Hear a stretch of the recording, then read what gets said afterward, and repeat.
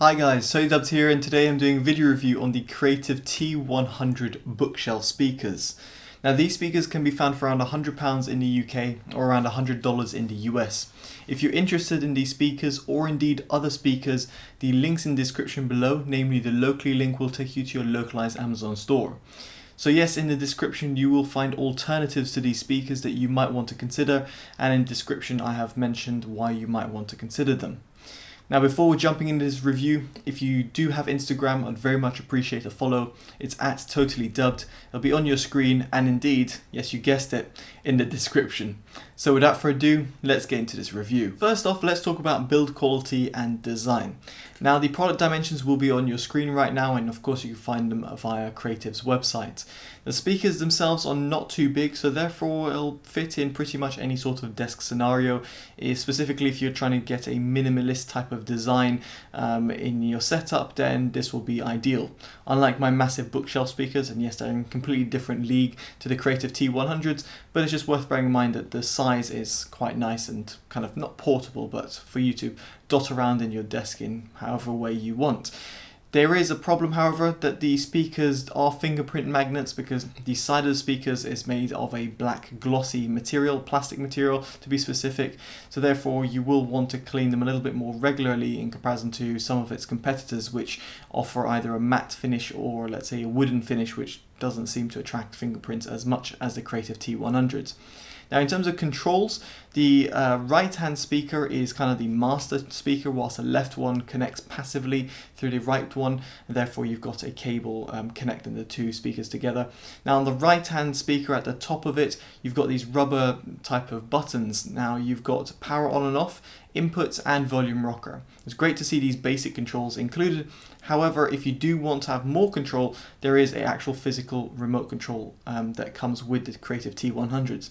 It's worth bearing in mind that AAA batteries are not included, so you will need to buy two of those separately.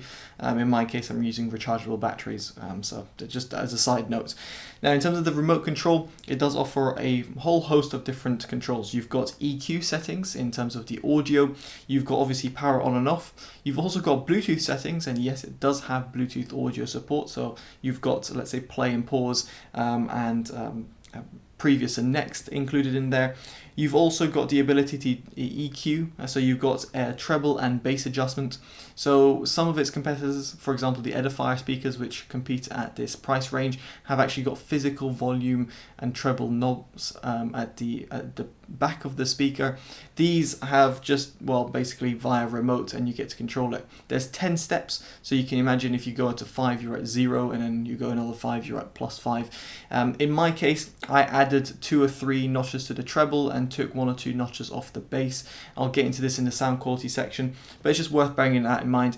Now unfortunately, the speakers don't have a LED indicator. By that LED indicator, like a text notification, you've just got a singular LED on the right hand speaker, which basically indicates what source it's using, or indeed if it's on or off. So if it's in standby, it goes red. I would have liked a little indicator which actually showcased some of, like, let's say, what input you're using in an actual text form, or the fact that when you're adjusting the treble or the volume, you can actually see what the volume is or what the treble or bass is. Instead, you kind of have to guess in some respects, but on the plus side, when you do adjust it, it does save its memory, and therefore if you were to switch off your PC and switch it back on, then it will store its EQ setting, or indeed, like let's say the bass and treble adjustment that you've done. Next up, we're going to talk about input. Now the Creative T100s is actually a little bit more advanced in this respect in comparison to some of its competitors. That's specifically because it offers optical input. It's also got Bluetooth, and that's up to the SBC codec only. It's also got USB playback, which supports up to FLAC, and you've also got auxiliary connector as well. Most of its competitors have one or the other, or some of them just miss out on optical altogether. So it's nice to see that Creative actually integrated a different type of connectivity options, and I specifically like the optical input because it supports 192 24-bit playback, which is pretty impressive for a speaker of its price and also of its size. Elsewhere, if you were to play over USB, it depends on terms of the file type. WAV goes up to 16-bit 48, MP3 320, FLAC it's 16-bit 48, and whereas 24-bit isn't supported over FLAC. So it's just worth bearing in mind in terms of the sample rate and in terms of what you can get out of the speakers. But in my case, I use them over optical in their most optimal way of using them, and that's the way I've actually been using them for my tests. Speaking of which, let's get into a test. Now here I've used an artist called Priya. She's actually my friend, and her song name is called Falling. Here the recording is done via my camera and microphone, and via the T100 pretty much pointed at it. I've then also cycled through the different EQ modes. It's worth knowing about them, so therefore do check out for the annotation on your screen to know which EQ mode it is. Next thing you know, I'm crawling, I am crawling my way back to falling from so high, falling from so high. The thing is, my imagination is constantly racing. Miles ahead, I'm living in my own mind, but it's floating, I'm always hoping. When I reach the brink, don't stop the thing I always say. Now with that sound demo out of the way, what do I make about them?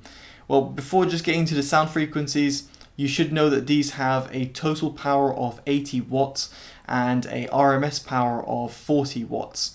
They also have 2.75 inch full range drivers which are comprised within them. Now what does this all mean? Well, quite frankly, in terms of the sub bass, what I will say is that the sub bass does cut off, and it's no surprise that even if you look into the specs, it's got a tail off at 50 Hz. This is to be felt because you don't get that low end sub bass extension which you would normally get if you had a dedicated subwoofer.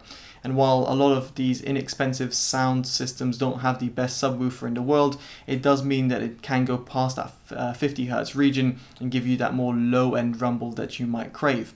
This is specifically important for people who are gaming, or even people who are watching movies, such as, let's say, Transformers, where there's loads of explosions and things like that.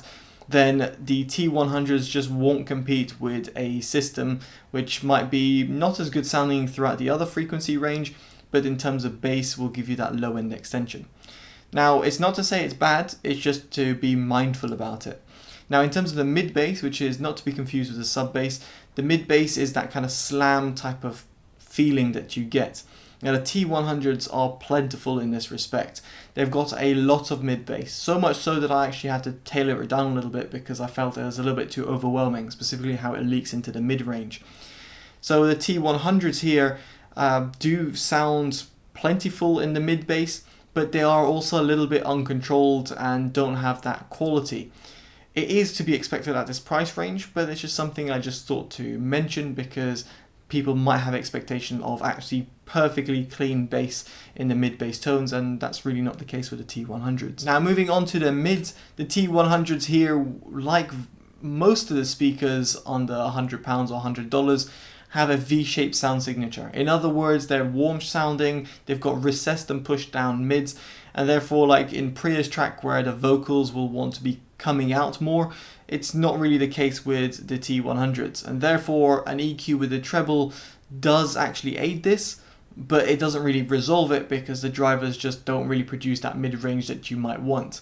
Is this a problem? Absolutely not. At its price, you should really much expect this type of performance, but it's just something I just obviously thought to bear in mind and share with you guys, given I am doing a review of these speakers. But I'm very much mindful of the price, so I can't be too critical of its mid-range response.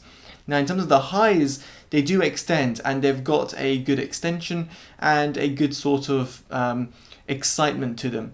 They're not harsh either, so even if you were to tailor the treble a little bit up in terms of the EQ adjustment, it doesn't take away from the overall experience and doesn't become sibilant to at least to my ears, which in my ears roll off at around 17 kilohertz, which is pretty high for someone who's just almost turning 30. So, so in other words, it's pretty good in that respect.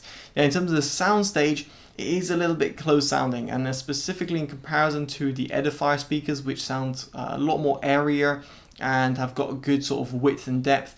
The Creative T100 sounds a little bit close sounding, a little bit one directional, let's put it that way. Now granted, you do have two speakers and you can position them how you want, and you can have more of a surround effects if you place them further away, but on the whole the sound isn't really wide or deep, it's very like directed to you. So what I'm trying to say over here is the Soundstage isn't as impressive as some of its competitors, while against more mainstream brands, let's say like Razer and Logitech, it will sound better because the instrument separation is done a little bit better on the Creative T100s in comparison to some of its budget alternatives from major brands. So on the whole, what do I make about the sound quality of the T100s? Well, coming to the review with a £100/$100 price tag, I think they're perfectly fine. They're a little bit bassy in terms of the mid-bass tones.